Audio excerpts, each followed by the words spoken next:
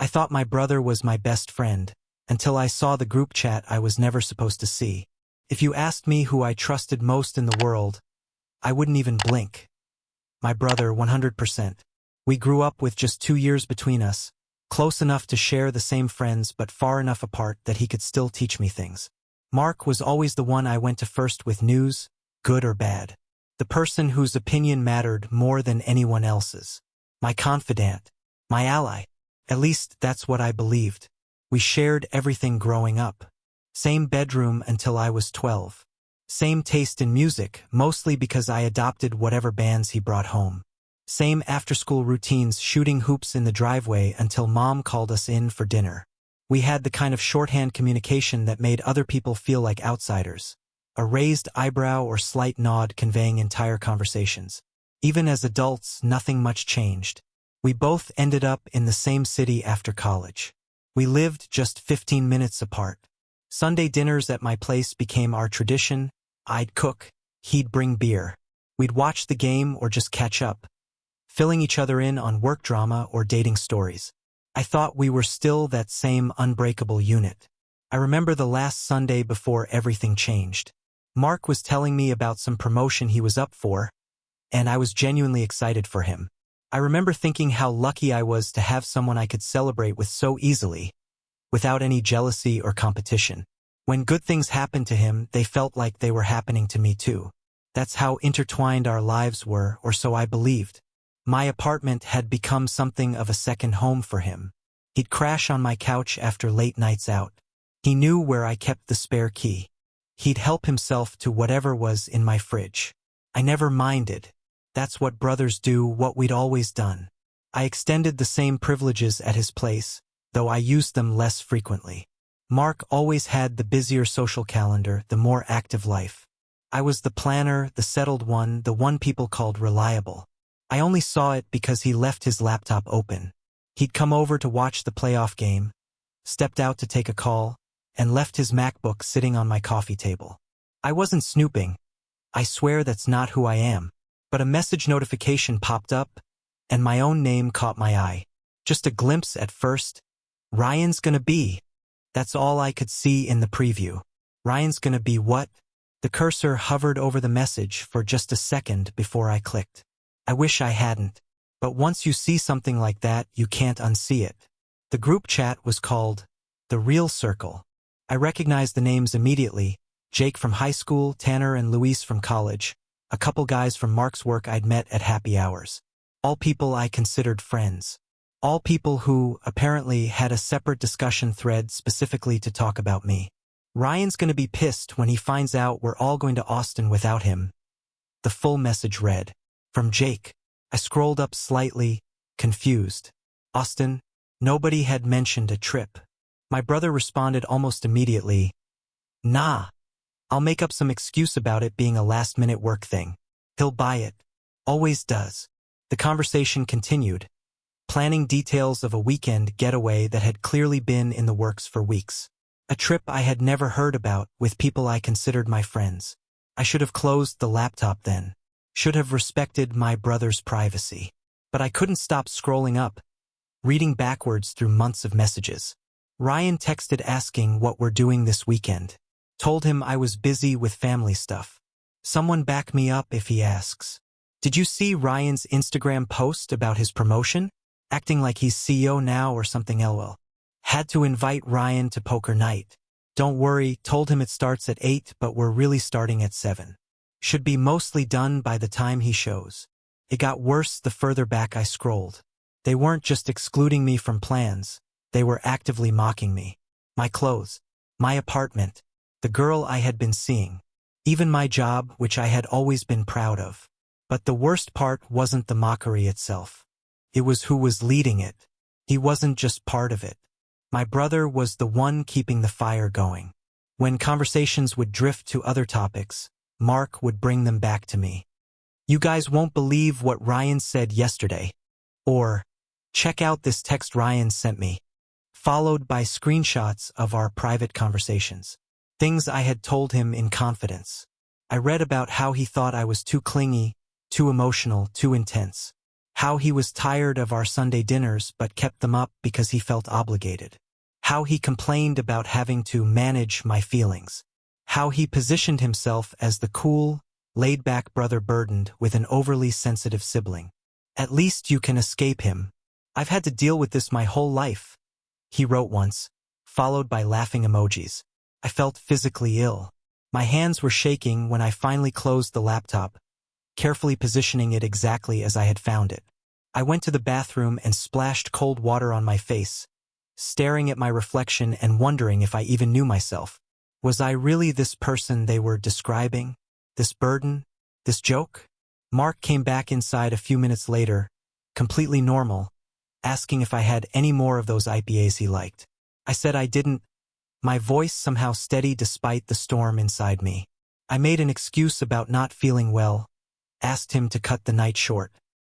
He left without suspecting anything, telling me to feel better, bro, as he grabbed his laptop and headed out. The next 3 days were a blur. I called in sick to work, something I rarely do. Couldn't eat, couldn't sleep. I kept replaying conversations, interactions, trying to spot the moments where I should have seen through the facade. Had they been laughing at me the whole time? Had anything been real? I needed answers, but I wasn't ready to confront him yet. I needed to be calm, collected. I didn't want to give him the satisfaction of seeing me emotional, not after reading how he mocked that very quality. So I waited until I could breathe normally again, until my voice wouldn't crack when I spoke. I texted him on Wednesday, "Need to talk. Important. Can you come over after work?" He responded quickly with a thumbs-up emoji. No questions asked. Maybe he thought I needed advice or help with something. Maybe he was looking forward to having new material for the group chat. When he arrived, I didn't offer him a beer or ask about his day. I stood in my living room, arms crossed, and waited for him to sense that something was wrong. It didn't take long. Mark had always been perceptive, another quality I had once admired about him. "What's going on?" he asked, his expression shifting from casual to concerned. "You look serious." "I saw the group chat," I said simply. No accusations, no emotions. Just a statement of fact. His face told me everything I needed to know. First confusion, then realization, then that unmistakable look of someone caught in a lie. His eyes darted away from mine, focusing instead on the floor. "Which chat?" he tried, but his voice lacked conviction. "The real circle," I said. "On Sunday, your laptop was open." He didn't deny it, didn't try to claim it was all a misunderstanding. He just sank onto my couch, elbows on his knees, head down. The silence stretched between us, years of brotherhood compressed into this singular, defining moment. I asked him straight up, "Is this how you really see me?" And he just stared at the floor. When he finally spoke, his excuses came tumbling out. "It was just jokes, Ryan. We mess with everyone in that chat." Funny, I hadn't seen them tearing apart anyone else like they did me. I didn't mean half the things I said, which meant he did mean the other half. The guys kind of push me to say stuff sometimes, as if he were still a teenager succumbing to peer pressure, not a grown man of 26. "You showed them our private conversations," I said, my voice finally betraying a hint of the hurt beneath. "You told them things I trusted you with." "I know," he said quietly. "I don't know why I did that." I'm sorry. But sorry doesn't erase months of deliberate betrayal. Sorry doesn't rebuild trust that's been methodically dismantled. Sorry is what people say when they've been caught, not necessarily when they regret their actions. "I don't think you're sorry you did it," I told him. "I think you're sorry I found out." He didn't have an answer for that. I didn't yell, didn't throw him out. Instead, I asked him questions I needed answers to. Had he ever truly enjoyed our time together? Or was I always a burden? Did he ever defend me in that chat even once? Did he ever think about how I would feel if I discovered it? His answers were disappointing but revealing. Yes, he did value our relationship, but also felt suffocated sometimes by my expectations. No, he had never defended me. And no, he hadn't considered my feelings. The chat wasn't supposed to be something I ever saw. So it's my fault for seeing it? I asked. Not your fault for creating it? That's when he got defensive, shifting blame, claiming I had invaded his privacy. As if that were the real crime here. As if my accidental glimpse at his open laptop equaled months of systematic mockery and betrayal. I let him talk himself in circles.